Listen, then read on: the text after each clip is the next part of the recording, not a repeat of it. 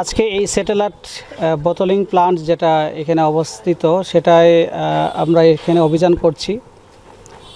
ইতিমধ্যে আপনারা জানেন যে এখানে বিভিন্ন মহল থেকে এবং বিভিন্ন জনের অভিযোগের প্রেক্ষিতে আজকে এই অভিযান পরিচালিত হচ্ছে। বিস্ফোরক অধিদপ্তর সহ এখানে র্যাব, পুলিশ এবং অন্যান্য যা সংস্থা রয়েছে সেই সংস্থার সম্মিলিত একটি অভিযান। আজকে এই প্ল্যানটিতে আমরা অভিযান করতে আসছি। আমরা প্রাথমিকভাবে আপনাদের জানাচ্ছি যে এই প্ল্যানটি প্রাথমিকভাবে আমরা দেখতে পেলাম যে তারা এটা তালাবদ্ধ করে এখানে যারা কর্মরত ছিল তারা এখান থেকে সরে পড়ে। পরবর্তীতে আমরা এখানে এন্ট্রি করার পর দেখতে পাই যে এখানে বিভিন্ন ধরনের অ্যাক্টিভিটিস চলমান রয়েছে। তো আমরা ইতিমধ্যে জানতে পারলাম যে এই প্ল্যানটির কোনো ধরনের বিস্ফোরক অধিদপ্তরের লাইসেন্স নেই এবং এখানে তাদের একটি রিপোর্টও রয়েছে বিস্ফোরক অধিদপ্তর যে এখানে কোনোভাবে লাইসেন্স দেওয়া যাবে না। সেটা মন্ত্রণালয়ের একটি লাইসেন্স লাগে, জ্বালানি মন্ত্রণালয়।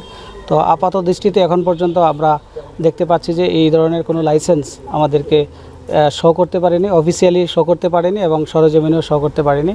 তো দ্যাটস ওয়াই আমরা এখানে আজকে এই মোবাইল কোর্ট পরিচালনা করতে এসে তাদেরকে যেহেতু এখানে আমরা পাইনি, সেই জন্য আমরা বিস্ফোরক অধিদপ্তরের যে প্রসিকিউশন আছে সেই প্রসিকিউশন অনুযায়ী আমরা তাদের বিরুদ্ধে নিয়মিত মামলার ব্যবস্থা করছি। কোনো জরিমানা করেছেন সিলগালা জরিমানা বা সিলগালা না, যেহেতু তারা এখানে অবস্থান করছে না, সো দ্যাটস ওয়াই আমরা তাদের বিরুদ্ধে নিয়মিত মামলার ব্যবস্থা করছি। পরবর্তীতে এই মামলার অনুসারে পুলিশ ব্যবস্থা নেবে। মামলা না হওয়া পর্যন্ত কি কারখানা পরিচালনা করতে পারবে না, সেটা আমরা এখানে একজন বাবুর্চি রয়েছেন, আমরা তাকে এই বিষয়টা দেখভাল করার জন্য বলেছি এবং আমরা ইতিমধ্যে আমরা নির্দেশনা দিচ্ছি যে যতদিন পর্যন্ত লাইসেন্স আপনার না পাবে জ্বালানি মন্ত্রণালয় যা রিকোয়ারমেন্টস অনুযায়ী যে লাইসেন্সগুলো প্রয়োজন সেগুলো না পাওয়া পর্যন্ত এই প্ল্যান বন্ধ থাকবে। আমার একটা প্রশ্ন আছে, বিভিন্ন ডিলারদের আমরা দেখতে পাই তারা বিভিন্ন নামের ব্র্যান্ডিংয়ে যে বোতলগুলো আছে এখান থেকে রিফিল করে নিয়ে যায়, তাদের এই বিরুদ্ধে কোনো ব্যবস্থা নেবেন কিনা? আসলে আমরা ওভারঅল বিষয়টা আসলে ইন্সপেকশন করে দেখতে হবে যে এখানে আসলে কারা কারা এখানে তারা অ্যাটাচ আছে। বিশেষ করে আপনার যে প্রশ্নে বুঝতে পারলাম যে বিভিন্ন ধরনের যে কোম্পানি আছে সেই কোম্পানিগুলো এখান থেকে বোতলিং করার জন্য আসে এবং এখানে তাদের সাথে এখানে একটা বিজনেস রিলেটেড বিষয় থাকতে পারে। তো ওভারঅল বিষয়টা আমরা যে বিভিন্ন সংস্থা আছে সেই সংস্থার সাথে কথা বলে তাদের একটা ইন্সপেকশন নিয়ে তাদের একটা রিপোর্ট নিয়ে দেন আমরা পরবর্তীতে এই বিষয়ে সিদ্ধান্ত নিতে পারবো। আমরা বড় একটা কোম্পানির অনেকগুলো বোতল দেখলাম, তারা কি এখন নিজেরাই নিয়ে আসছে নাকি কোনো দোকানদার নিয়ে আসছে? এই বিষয়ে আসলে তাদের সাথে কি চুক্তি হয়েছে, এই যে কোম্পানিটি আছে স্যাটেলাইট বোতলিং যে কোম্পানিটা আছে এই প্ল্যান্ট আসলে তাদের সাথে কী ধরনের চুক্তি করেছে এটা আমাদের যেহেতু কাগজপত্র নাই, পেপারস নাই, আমরা জানতে পারছি না।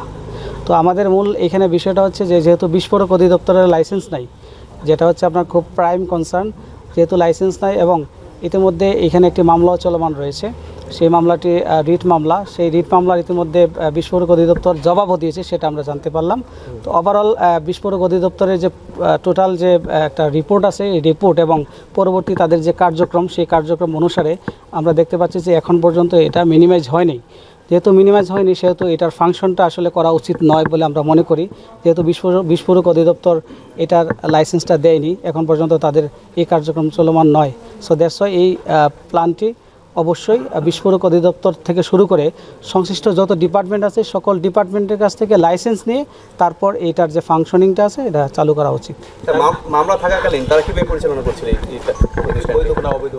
এই মামলাটি হচ্ছে তাদের নিজস্ব একটি মামলা। বিস্ফোরক অধিদপ্তরের লাইসেন্স যেহেতু লাইসেন্স তারা দেয়নি, এই লাইসেন্সটি পাওয়ার জন্যই তারা কিন্তু রিট মামলা করেছে।